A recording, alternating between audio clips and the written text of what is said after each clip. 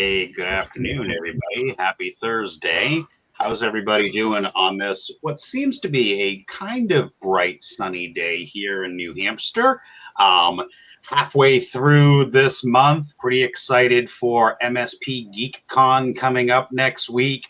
Will we see anybody from New No, unfortunately, you will not. We weren't able to get in time, and we had other commitments that are kind of overlapping. Yeah. Well, for those of you that... By the way, Tim, it is morning for some of us still, so good morning to me. Thank you. Yeah. I keep forgetting that there are people on the West Coast. And yes, there are. People will watch this during the replay, and we may never know what time they're on. But yeah, we're really excited to have Frank and Matt back here talking about, I don't know, penetration testing and vulnerability stuff and, all the things. But hey, Frank, why don't you come on up, say hello, introduce yourself, and yeah. Good morning, Tim, and good afternoon to the rest of you. My name is Frank Ramondi. I am the VP of Channel Alliances and Partnerships for IGI Cybersecurity and Nodeware. And happy to be here again. Just as you said, this is, maybe you didn't quite mention it, this is our third in the series of 3 sessions regarding penetration testing and vulnerability management, really kind of understanding the differences. We've gone through some good detail before, but we're going to learn a little bit more about vulnerability and threat monitoring today. So thanks for having us on. Appreciate the time. Always. And hey, I don't know, we got this guy over here. Who the hell is this guy? I know. Nobody knows me. So my name's Matthew Koenig. For those of you that don't know me, I'm a VP of Channel Sales with Nodeware. I've been in the channel longer than dirt. And I'm excited today. Vulnerability management is something near and dear to my heart. And I love talking to people about left of boom versus right of boom, proactive versus reactive. And today we're going to talk a little bit about the importance of both vulnerability management and pen testing and why you need both. So I'm excited to be here. Oh my gosh, you said my favorite love language, right? Left of boom, proactive. And we're going to get into this whole kind of left of boom, right? Taking this proactive approach. We're going to get into that in a minute or two, but I suppose I should come up and say hello as well. So good afternoon here in New Hampshire, everybody.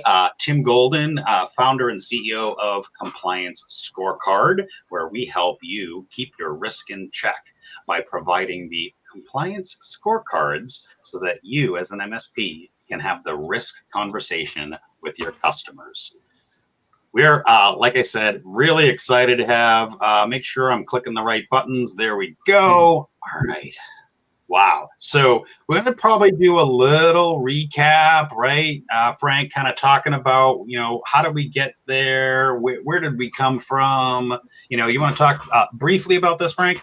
Yeah, you bet. So I think, one of the things, and Matthew and I have seen this a ton over the last year, plus in terms of, vulnerability management sort of in assessments becoming more and more sort of relevant and important and required, right? Between the different frameworks that you'll talk about in a second, as well as penetration. So this combination or confusion between what's what and when do you need one and doesn't one replace the other? And it's like, so we really tried to rehash those, or not rehash, but clear up the definitions and the timing and the requirements relative to these 2 areas. And so the quick definition of each, and Matthew's going to go into the vulnerability play here in just a minute. Really, the vulnerability assessments identifies sort of the potentials, right? Gives you your inventory, your status, your identification of things that could be attacked. Penetration tests, right, is determining, is that vulnerability or can that be exploited, or are there other things to think about? And it's a little heuristic, obviously, in the example here, but really kind of think of an assessment or vulnerability management as preparing for a launch, right? Preparing for a military buildup of your personnel, your ammunition, the plans, the maps, the coordination between different activities. So you're kind of taking a quick look at all that. And a penetration test is really going onto that beach, right? It's taking those plans and those assessments and those, how things are going to work and communicate and putting them to the test, right? That mock battle. And Tim, you had the great example. You might want to reiterate again to our audience today in terms of what that really means. So think about identifying is really kind of the vulnerability assessments, and trying to exploit is the penetration testing. Yeah, so to bring it back to where we were and how we got here, right?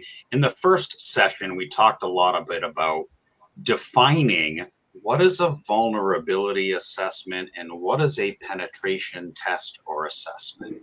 And one of the key differentiators, especially in the penetration side, is having human in the middle, right? Having that actual person be part of doing those exploits, going after those things, right? So we level set and we talked about vulnerability is discovering potential areas of weakness of where you're vulnerable, right? Makes sense.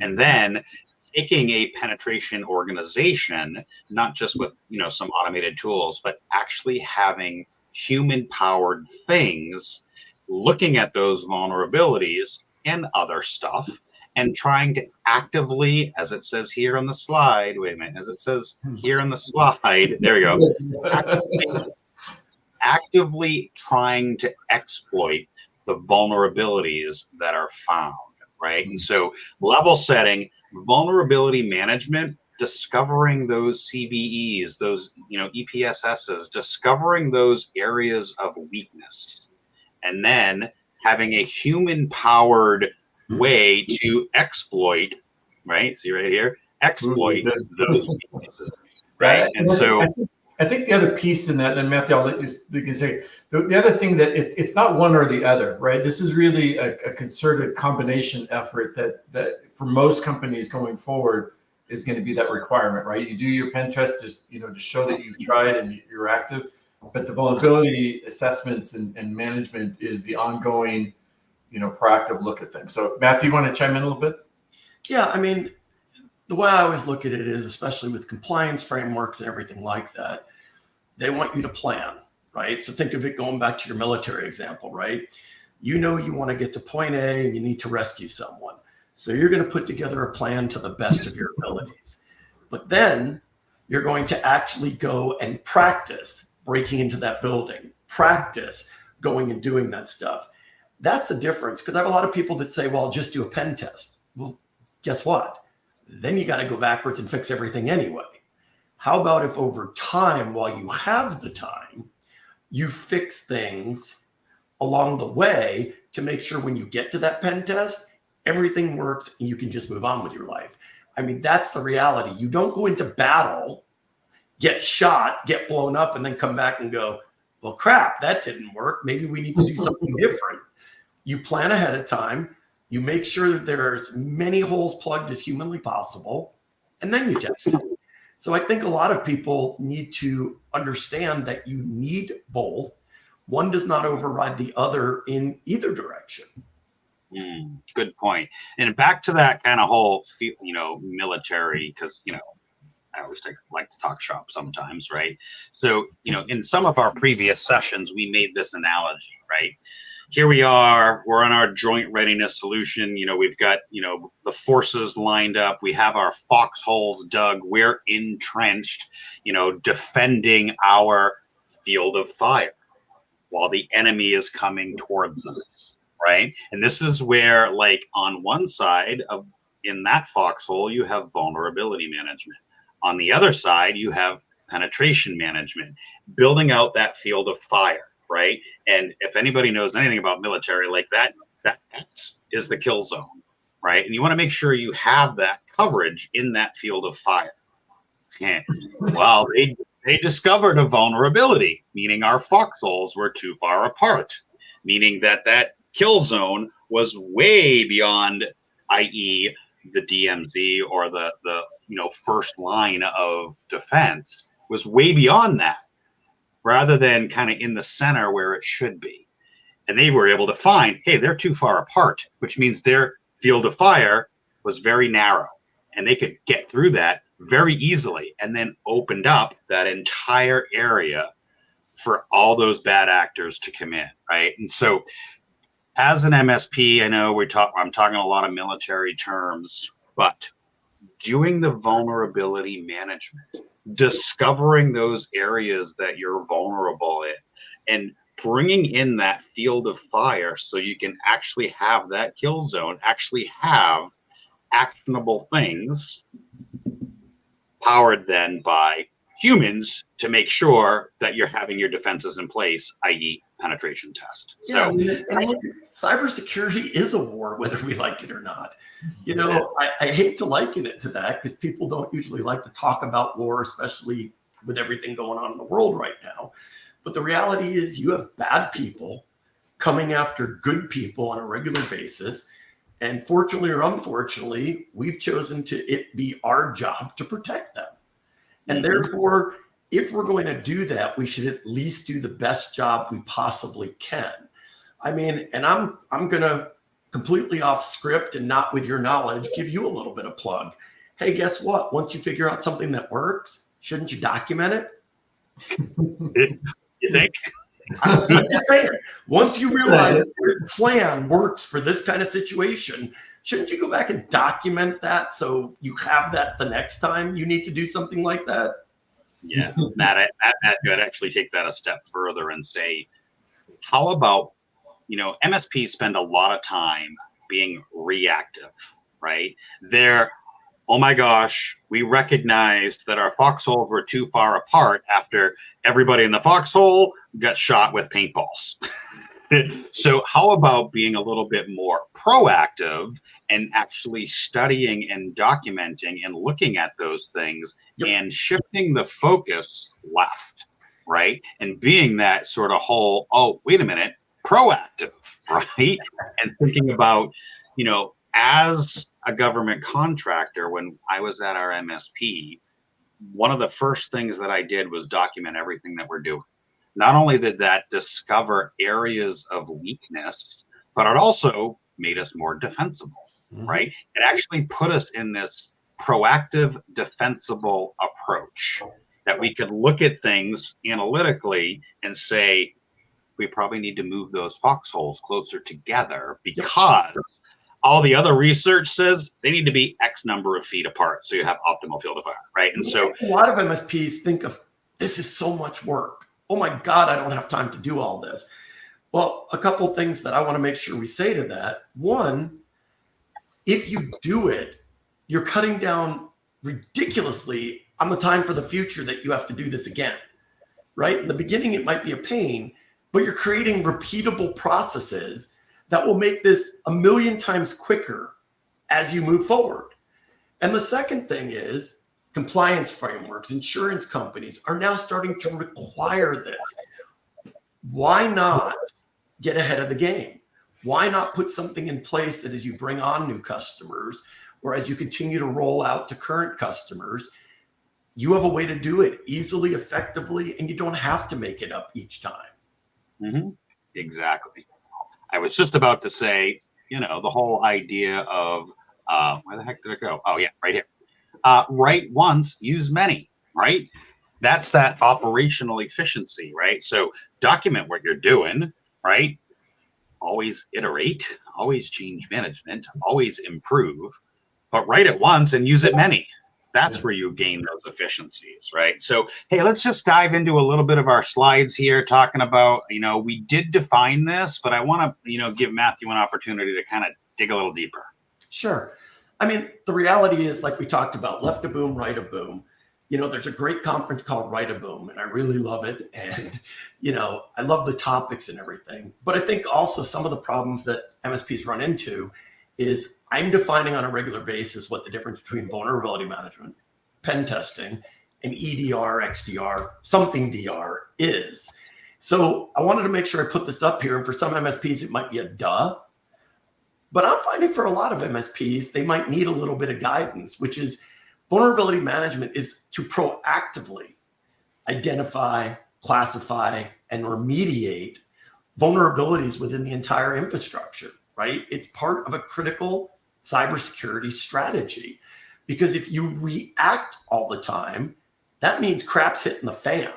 And that means you don't have control over what may or may not happen. You're relying on a tool to hopefully prevent that versus based on, back what you said. This one, you have some human interaction going out and looking at stuff and remediating it and testing it before it ever becomes a real fire drill. I mean, that's why they do fire drills in school, in case the real thing happens. Exactly. Frank, anything you want to add about this whole concept around, proactive and kind of moving into like vulnerability management, not just a scan and finding a thing, but actually managing stuff? Well, I think Matthew hit most of it, but I think that the biggest piece is it's, whether it's a pen test or an assessment, a one-time vulnerability assessment, it's a one-time, right? It's a snapshot in time. And we know the amount of new vulnerabilities that are hitting every day. I mean, our database and what we're collecting at Nodeware is dozens a day that are published, right? I mean, the national database is overwhelmed, right? There's so many out there. So, you might have done a pen test, last week or an assessment yesterday. Well, technically that's already out of date, right? So you got to be continually looking at this, and again, from a management standpoint. So I think that point in time scan versus, again, back to proactively looking and managing is really the critical differentiation here. And we had a conversation with an MSP yesterday that said point blank, Nodeware is an amazing tool. But when I go in for a consulting job, I use a different one because I just need a point in time snapshot. Okay. Mm-hmm. And that's what that is. However, even they admitted within 4 hours of them getting that snapshot, everything could have changed. Right. And I think, to relate this back to the MSP, right? The ongoing vulnerability management, right? That 24/7, 365, discovering the stuff, like Frank said, new CVEs, new EPSSs, all these things are coming out all the time, right? And, being able to use a vulnerability management tool and having a program is really kind of where Compliance Scorecard is wanting to be able to help MSPs do that, right? Yes, we can have a tool and find a thing. And this happened to us when we first rolled out VMP several years ago, which was, oh my goodness, there's 700, trillion thousand things that I don't even know where to start, right? This is where, these classifications, critical, high, low, EPSS scores, where some of these classifications can then start to develop a roadmap on how to do this. Well, the other thing that's interesting is I actually have MSPs, believe it or not, because some people no, vulnerability management is not a couple customer thing. The reality is, look, we all know if you haven't been running any kind of vulnerability management, like you said, it might be overwhelming at first. There's going to be a lot of stuff. But the reality is, you need to roll this out to every client and at least know what you don't know and create a plan of action, because the reality at the end of the day is, unless, and I say this every day, unless it is absolutely 1,000,000% defined, and you work with your lawyer on this in the MSA that says this is what you're not responsible for, guess what? Whether you like it or not, then you are responsible. Right. So by you saying, I'm going to work one customer at a time, that means all those other customers that have those vulnerabilities that you're not aware of, you're responsible for. So the reality is, look, know what you don't know, create a plan of action. Nobody is going to try to hold you responsible for the fact that you can't fix everything overnight. That's ridiculous. There's nobody that's going to do. But if you say, well, I didn't know, that's when you're going to have a problem. Exactly. So, all right, you did it. Okay, shameless plug. Hold on, I'm going to stop sharing this, and I'm going to share this over here because, wait, wrong button. I'm going to do this. I'm going to share this and share this because you just brought it up on MSAs and policies and procedures, right? All right, so I'm going to make a shameless plug.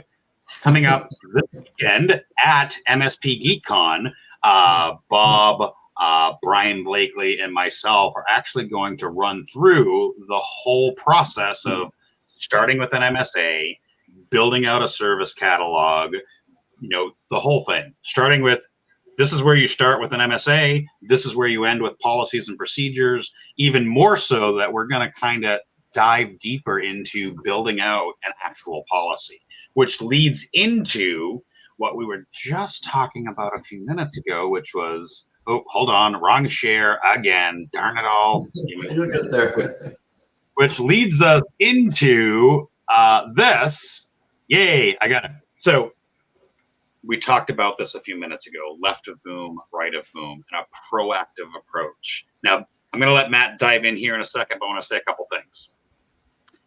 Vulnerability management is just more than just a scan, right? We ran a tool, we found a bunch of things, and we freaked out with us 7 trillion billion things. And this was before VRP was actually a thing. There wasn't a lot of MSP tools available, and we were using something like Nessus and these big enterprise tools because that's all we had available to us at this time.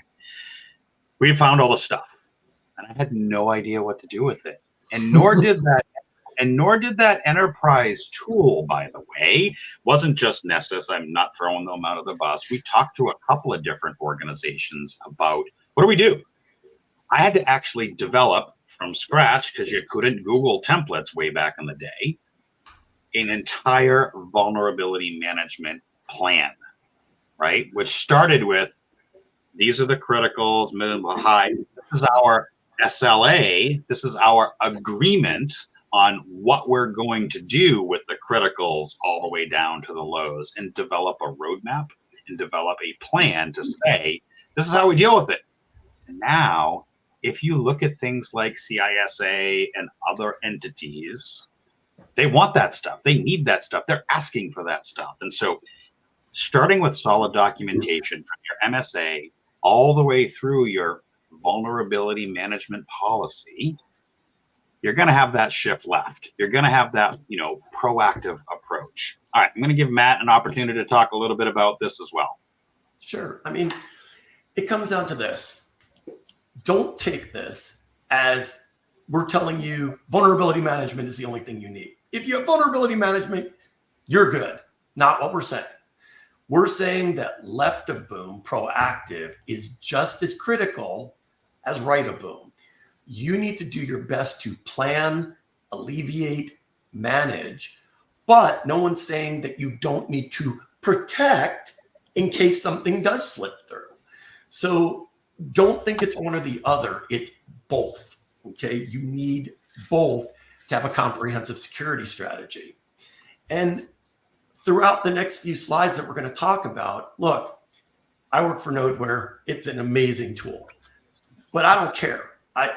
I don't care whether you use us. I don't care whether you use, who Tim mentioned, dozens of others. The information we're providing you here doesn't have to do with a specific piece of software, okay?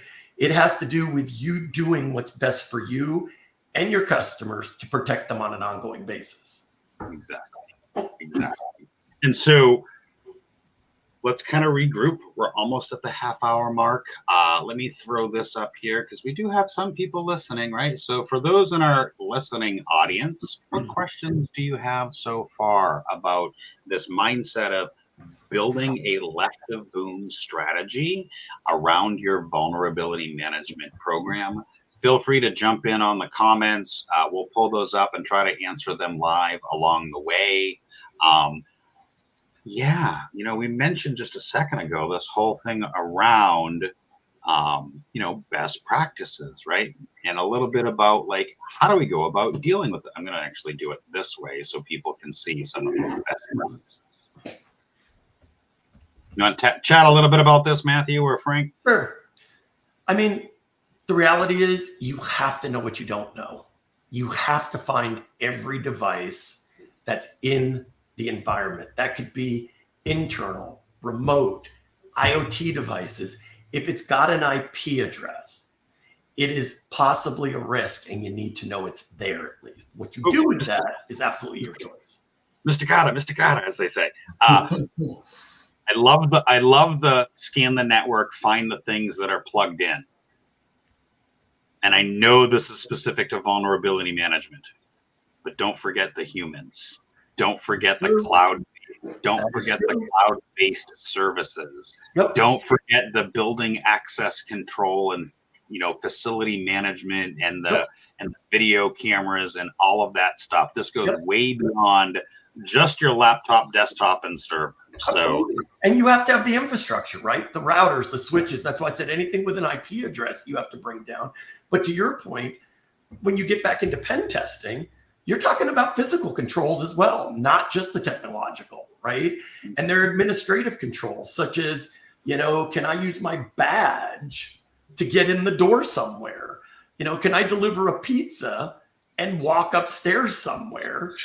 I'm sure you've heard that story of the guy walks in, he's got a Dell shirt on, walks up to the secretary or clerk, or whoever's at the front desk, and is like, "Hi, I'm here from Dell, and so-and-so, I know he's out of the office because I got the out of office reply.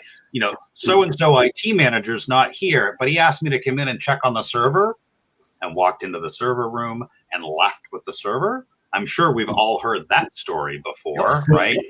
So, yeah, I mean, vulnerability and it's not just the devices. Yeah. But let's talk about some more of these best practices, Matt. Sure. Frank, feel free to chime in. Go ahead, Frank. Well, I think that it says schedule on there, but it's really perform, right? Regular vulnerability scans, right? It's the regularity that we've talked about, and Nodeware has a nice feature there. I think that the next piece, right, is designing. This kind of goes back to the overwhelming, right? It can't, the first time you run a true vulnerability management can be a bit overwhelming, but there are ways to prioritize.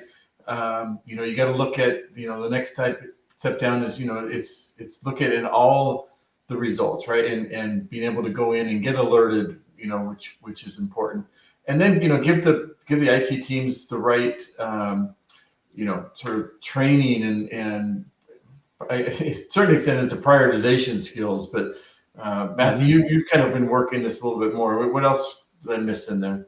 Well, I mean, the reality is the reason assigning owners to critical assets is important is who's responsible. You can't assume the whole IT department. I know, hold on, that the whole IT department is responsible.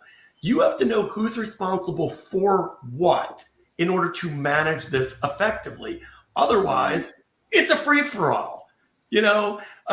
Pick in sales. Here's an account for you. Here's an account for you. Oh, you weren't in today. You call it. You've got to have defined owners of this process, or it becomes even more of a mess. Yeah, oh my God, I could talk about this for hours. So at Compliance Scorecard, we always talk about that accountability aspect, right? In fact, so much so it's one of our core values, right? In your MSP, defining who's responsible, having that person. You know what? It doesn't always have to be your CISSP or your level 7,000 technician. It needs to be somebody that's detail oriented, that can follow up and make sure the things are getting done, right? We always talk about people first, process second. Even if you're doing the work and, pen and paper, platform third, maybe. Having that people in process, because if no one is accountable, then nothing gets done. Exactly. Right? If no one is accountable, then everybody's culpable. Right? If no one is accountable, then the work just doesn't happen. Right? And we strongly talk about somebody needs to be responsible. And here's another little key nugget. You need to have somebody at your customer who is responsible. You as the MSP, you're just facilitating the work. It is their assets. It is their risk. It is their vulnerability. And we'll go back to this. If you don't have a solid MSA in place, it's probably yours too. But if you do have a solid MSA in place and you do have a vulnerability management program or plan, part of that should include the customer. Hey, we've discovered that you're running a Windows XP machine with no firewall, no endpoint, no monitoring. That's probably a problem. And the customer would say, but yeah, it doesn't have a network card. It is behind a locked door with a dead man trap, multiple different locks, basically inside of Fort Knox.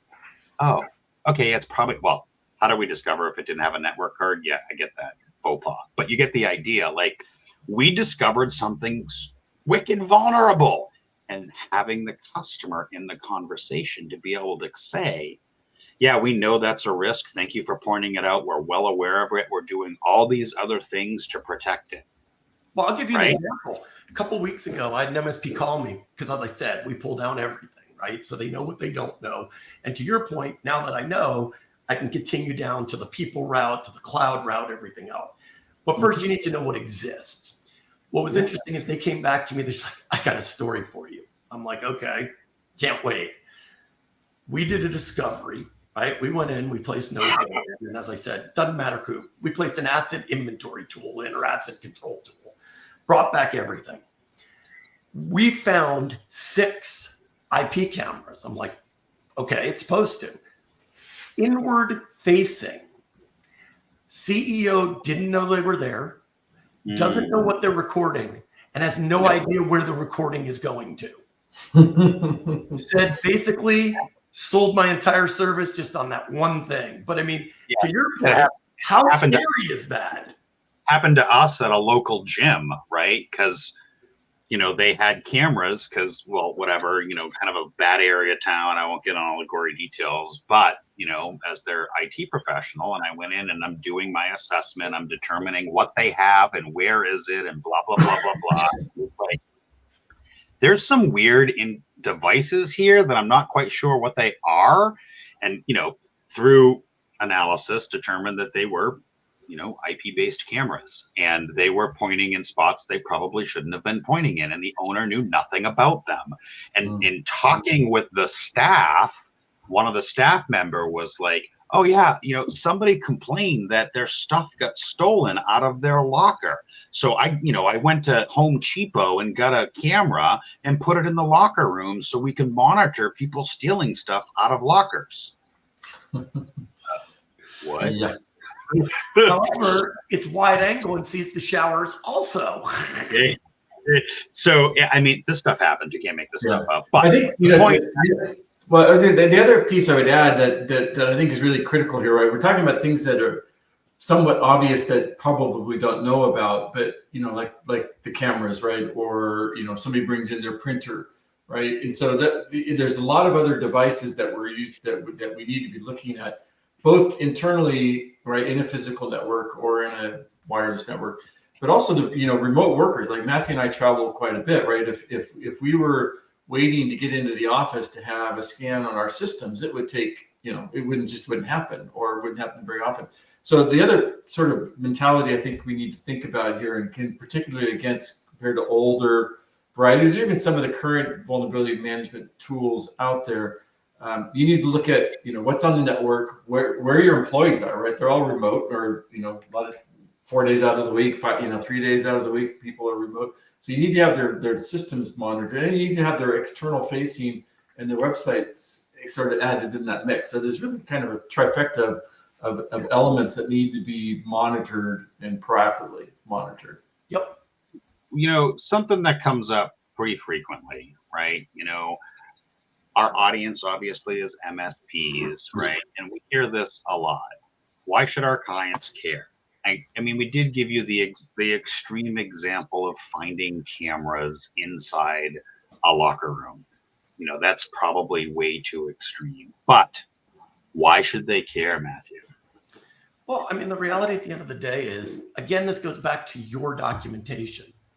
There is not one compliance framework out there right now, or cyber liability insurance company that is now not requiring vulnerability scanning, requiring it. It used to not be required. Once a year was fine, you know, just to show you check the box. That's not the case anymore. The new CIS standards actually say continuous vulnerability management. Now, some of you are thinking, well, my customer doesn't give a damn about compliance. Well, guess what? again, unless you have something in there that says you're not responsible for it, you should care about it. As well as if they want to maintain their cyber liability insurance, which is definitely something I would assume 99.9% of your customers care about. You need to make sure you're providing this, or if something happens, they're not going to get paid out. Mm-hmm. I mean, that's just the reality of the way it is. And let me throw one other statistic out there. I forget, I think it's 60,000 small businesses in the US, something like that. And that's 5 to 500 employees. Did you know that 90% of them now have some kind of compliance requirements that they have to meet? It's no longer, I'm too small, I don't have anything I've got to deal with. No, you have to. And if you don't know about it, as a smaller business, I'm not giving FUD, nor do I suggest you do that to them. But the reality is, if they get hit, they're going out of business. I mean, that's just reality. That's not FUD. Mm-hmm. Mm-hmm. Well, I was pulling up a thing over here, right? It's fine. I probably can't get there quick enough. But FTC does have a vulnerability disclosure clause, right? A way for us to make that as a requirement for FTC. We hear a lot about CMMC and PCI and, insert other government related frameworks here. And while, yes, there are very specific things for very specific industries, this is cybersecurity. Let's talk about privacy for a minute. Right? What's it like 48, 40 some odd states have privacy laws on the book. I mean, Kentucky just came out with one. Florida just came out with one. In fact, Vermont has one of the more stronger ones that closely aligned to California these days. Privacy protection, right? We talk a lot about security, but privacy.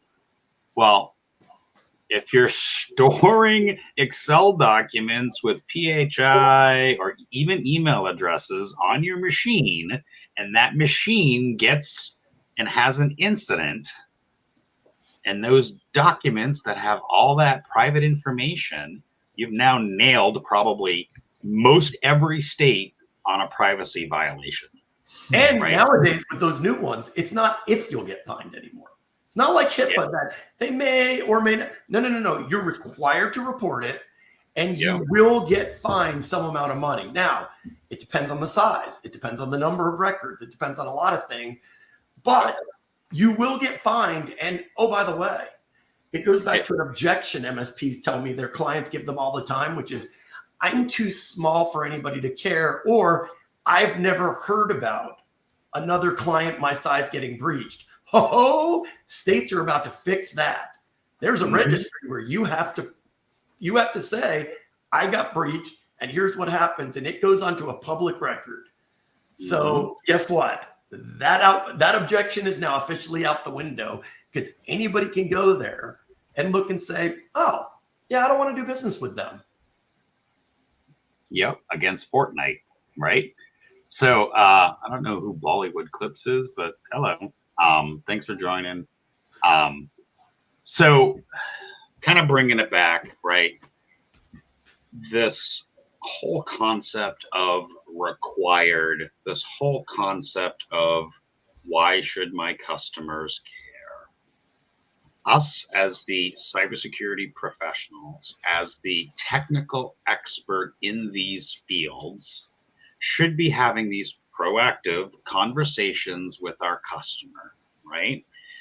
We should be doing those quarterly business reviews, building out a compliance as a service offering that talks about some of this stuff, right? And I get it. I've been there. I was an MSP. They don't want to pay for it. They don't care. I'm too small. All the objections. But they won't think they're too small when they have an incident and they end up paying, what was it? I know this was Fortnite, but $275 million, right? And I can link the article where that came from for those that are interested. Now, I'll give you a very specific example, right? Our veterinary practice, right? talked to them about cyber. They had an MSP or an IT guy, you know, a cousin's next door neighbor 3 times removed doing their IT. That's fine. We went in and talked and had lots of conversations and educate, whatever.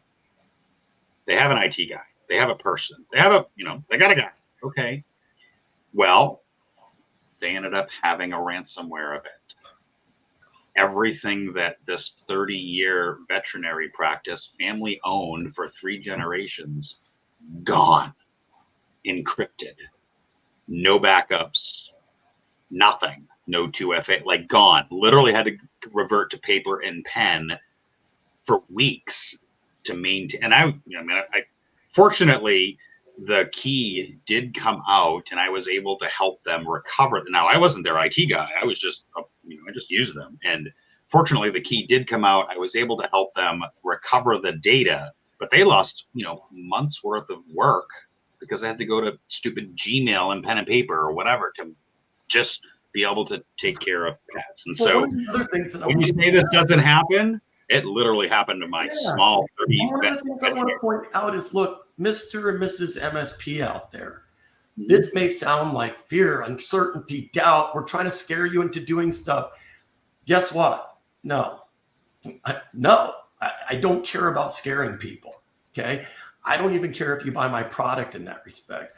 We're trying to help you understand that if you have customers that say they don't care, and you don't either put together an MSA that takes you out of that, then it doesn't matter if they care or not. If something happens, it's on you. That is not fear, uncertainty, and doubt. That is absolute factual information. You don't have to like it. You don't have to like where it's coming from, but that is absolute factual information. The other thing is, John Allen asked a question. He says, how many booms are there? And if so, how do you prioritize them? John, there are only 2, left and right? And if you want to make it easier, you've got proactive versus reactive. They're both critical. And as far as prioritizing them, they're both important. Now, nobody says you have to implement every single technology on both sides of them, immediately or even eventually. But what you do need to do is figure out, based on your customer base, what are the best pieces to proactively eliminate risk, as well as have something that's reactive in case you aren't eliminating everything. That's really, in its most simple explanation, left of boom versus right of boom. Mm-hmm. Do something. Start someplace. Start now. Pick a framework and go. You've been hearing me saying that for a year or better, right? Dylan makes a really great point. Thanks, Dylan. We love you guys over there. Awesome. Why do we have to do this to meet compliance as opposed to stay ahead? Right? And I think, and we talk a lot about this at Compliance Scorecard. Listen, compliance versus security. Compliance is security. Security is whatever. We're never going to have that debate. We like to use compliance as the referee. They have the playbook. They know the rule of the road. They have guidelines. They have controls. They have a playbook, and they are the referee to help with cybersecurity. Here's a roadmap. Here's a playbook. Here's CIS IG 1.1, right? Here's a path forward, right? And so, exactly. Not every client needs Fort Knox, right? Although, but it does go back to knowing what's inside those walls, right? You need to, you can't protect what you don't know is there, and so absolutely. Exactly. And I'm going to give a little shout out here to Dylan, right? So I'm going to pull this back up here real quick. I'm going to give a little shout out to Dylan because, Dylan, our good friends over at Shield Cyber, right, who actually do penetration testing, by the way, who MSPs should kind of look out to and be like, hey, we learned a lot during those 3-part sessions with Nodeware and Compliance Scorecard, but we want to do this, right? We want to actually have somebody do a penetration test. Reach out to Dylan down there. He's in the comments, Shield Cyber. So little shout out to our friends over there at Dylan. Sorry to steal the thunder, but all right. I know we have a couple of more slides. Matthew, you want to keep going through them? Sure. Let's see this one. All right. Okay. So, guys, this is kind of a shameless plug towards what Nodeware does, but it's also, again, factual based on what some of the frameworks are saying, what some of the cyber liability insurance companies are saying. I mean, the reality is traditional vulnerability scanning as it is out of date. And the reason why is you have to schedule it on nights and weekends with most of the current tools. Now, there are a lot of new tools that you don't. You have to usually have a separate piece of hardware because it takes up a lot of resources. You have to go pick up the hardware, and then you're working from literally hundreds of pages of reports to define what the issues are, pull out the information, create a report for the client, et cetera, et cetera. Oh, where am I going? Am I going over here? Yeah, there's one more slide beyond this that kind of explains. There we go. So it's disruptive, like we just talked about. It's resource intensive. I had a client a while ago. They called themselves an MSSP consultant. They basically went in, helped an MSP figure out everything that was wrong, and then turned it over. I want that gig. They didn't have to do anything.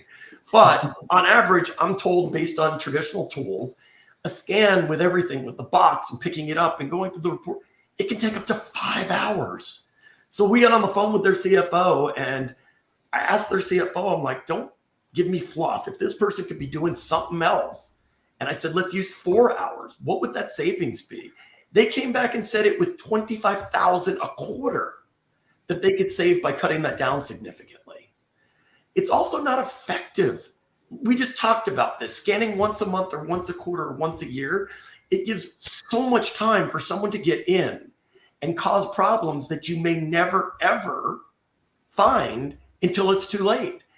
You need to make sure you're doing this continuously. You need to make sure you know exactly what's going on a regular basis. Otherwise, again, there's too much time. I think the statistic came out from Canalys. I think it was from last year.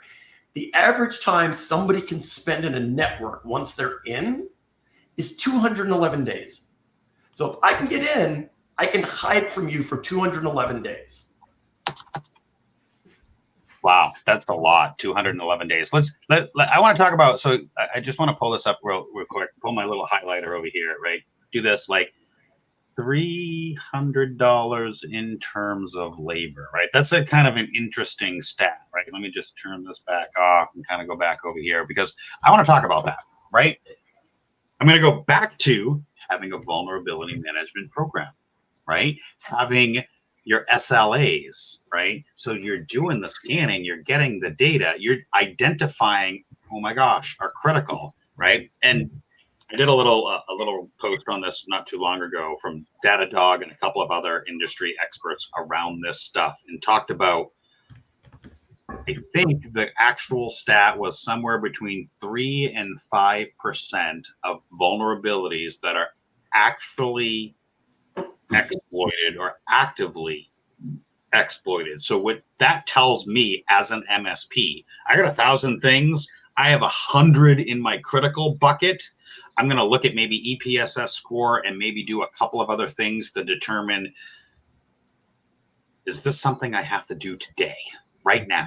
Well, yeah, I mean, we'll pick on SolarWinds and ConnectWise and a couple of the others that have happened in the last, 6 months or a couple of years, right? Yeah, go do it.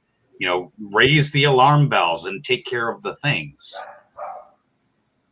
When we talk about the labor hours, there's some things that can be auto-remediated, especially Windows updates, Chrome updates, Firefox updates, Adobe updates, right? Like, if we're not doing that basic level of MSP services, then maybe we shouldn't be an MSP. I say that frequently, right? But, when we think about, a single scan, you're going to find a lot of stuff. And don't be scared. Having a plan of attack, right? Look at the most critical things with the highest scores and the biggest risk around those scores and knock them off as you can, right?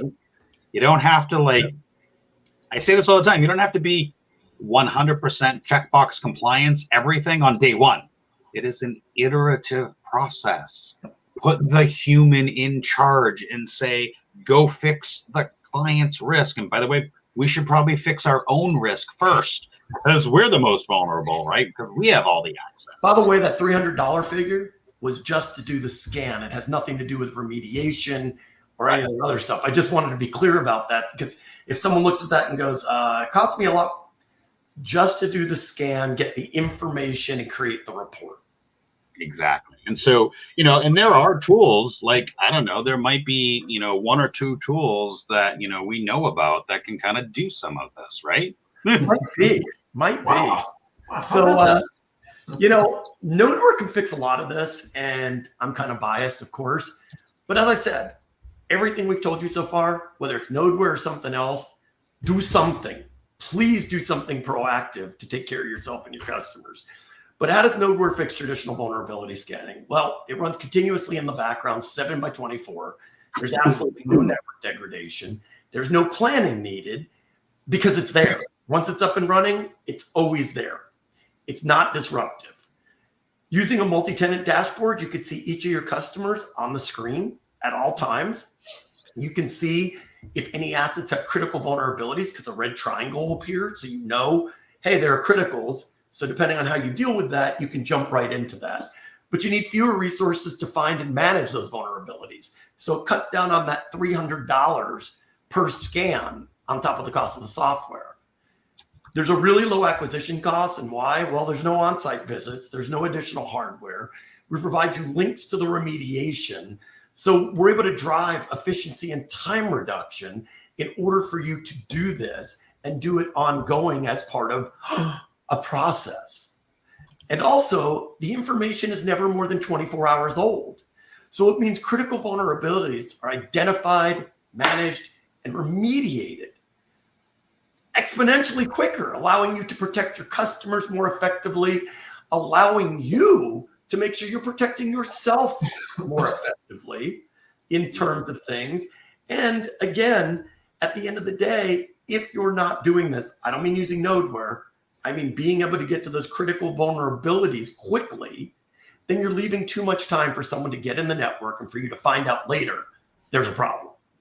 Yeah, and I think Matthew and Tim, if you want to bring up the next slide, just in terms of one of the things that we're doing, and again, this is a little bit of the product plug, but we're adding a new tool. And one of the things that we talked about, that there's features and so much overwhelming, right? A lot of it comes down to patching and remediation of vulnerabilities that Nodeware would find, or other vulnerability assessment tools.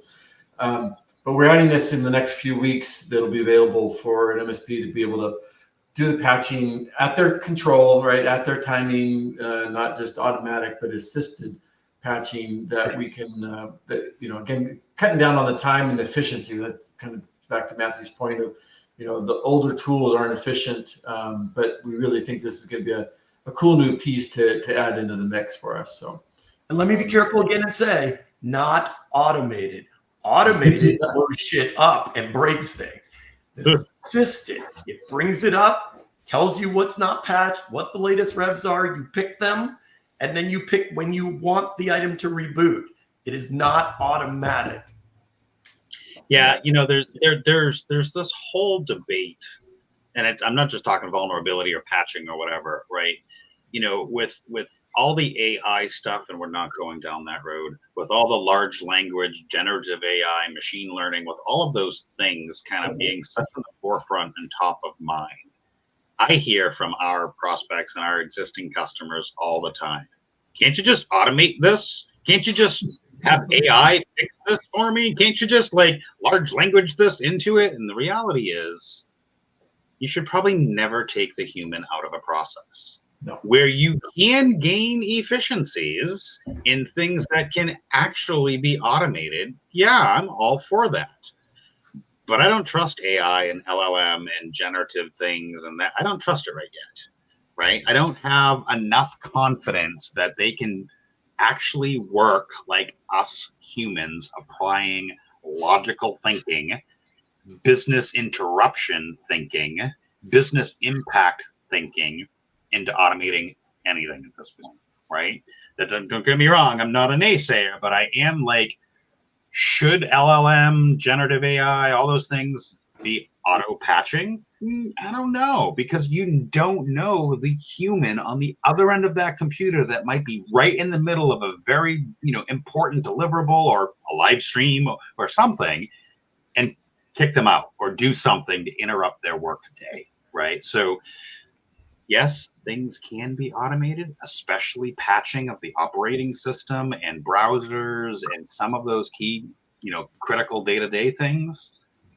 And I would be careful about, we're going to fully automate compliance and vulnerability and everything else. So kind of like outsourcing real quick for an MSP. A lot of people outsource SOCs and stuff like that. Guess what? Someone still needs to manage the outsource. You can't just say, I outsourced it. I don't have to do anything. I don't have to worry about it. A person still needs to manage the outsource. Exactly. So as we wind down here in our last 3 to 5 minutes, we always like to have one key takeaway for our MSP community. And since, Frank, you're in the hot top corner there, we're going to give you the opportunity to go first. What is one key takeaway? I would go back to understanding the unique roles of vulnerability assessments and management versus pen testing. I'll just kind of play that out. That it's not one or the other in a lot of cases, and I think increasingly so. It's the combination that's going to be effective for you as the MSP and for your customers to reduce their risk. Awesome. Well, that I guess then brings us over to Mr. Matthew about your key takeaway, my friend. Be proactive. Don't ignore it. You need to know what you don't know in order to be effective and in order to protect yourself. Whether you or anyone else, be proactive. A lot of people are being reactive. I'm not saying you don't need it, but be proactive. Oh, you mean shift left? Shift left of boom. Andrew's going to kill me. Andrew's going to kill me when I keep saying left of boom. I tried to go and buy leftofboom.com. It was not available. So I'm a little sad, right? So this is the last of our sessions. I am obviously thankful and excited that we had an opportunity to work with our friends over at Nodeware. We do have a lot more things coming up here at Compliance Scorecard. Do I dare say we're talking vulnerability management one more time next week with our friends at, yes, I'm going to say it, Connect Secure. There are friends as well, right? Because at Compliance Scorecard, we're industry agnostic. We are open ecosystem. I'm only playing. They've got a good product. We want to work with everybody that does this stuff, right? And so, in fact, so much so that there'll be an announcement coming out here in the coming days around our open ecosystem. And we're really excited about where we're headed. Back to today, one key takeaway. And you hear me say this all the time. During a demo, no, I'm kidding. One key takeaway from the entire of this series around vulnerability and penetration testing. First, know the difference between the two. Know that vulnerability is not just scanning and finding a thing, but actually having a plan and a program in place for addressing when vulnerabilities are discovered. Being able to work through your criticals, mediums, lows, highs, all of those things in a methodical way with an actual plan. And if you don't have one, we can help you with that. The flip side of penetration testing, right? There are lots of great tools that can do some of that automated work, but we'll never be able to take the human out of it. We strongly suggest, maybe our friend Dylan that was here a few minutes ago, hiring an actual company to actually do a human-powered penetration test, which a lot of compliance asks for, a lot of PCI is asking for, right? Things like cyber insurance might be asking for, right? So our big key takeaway from all of these sessions is know the difference between vulnerability scanning and penetration testing, and make sure you're bringing the right people into those conversations at the right time. And that's Tim, it, my if you could just put our Matthew and my contact information up that slide. I just wanted to reiterate, sort of, to reach out. Matthew in particular. What's that? I was going to say, why would I put up your stuff and allow you to plug yourself? Of course I would do that. I was getting that. You just beat me to it. You mentioned Dylan, and he's a great resource. I think we also, just as IGI, the sister company for Nodeware, does professional services like penetration tests. We saw some of our experts that were on in the previous session. So if you got any questions about the differences, or you're interested in understand how we deliver these, or how you can purchase, or if you want a demo, please reach out to me and or Matthew, and we'd love to follow up with you. So thanks so much for your time, Tim. It's been a great day. I forgot about Wayne last week. You actually have a whole separate division that does this work. Oh, I'm sorry. I was plugging Dylan down there, and I forgot. IGI has a whole separate services division. Okay. There's plenty of room for everybody. I'm just kidding about Connect Secure also. If people start listening to what if people listen to what we said, we're all going to be bombarded with too much work. So it's okay. Yeah, exactly. I was going to say there's plenty of room for all of us. There's lots of work to be done. Exactly. Well, everybody, have a great rest of your week. We will see, hopefully, many of you at MSP GeekCon coming up in the coming, let's see, like 3 or 4 days from now. We're very excited. Tim Golden, Compliance Scorecard. Have a great week, and make sure you do the subscribe now.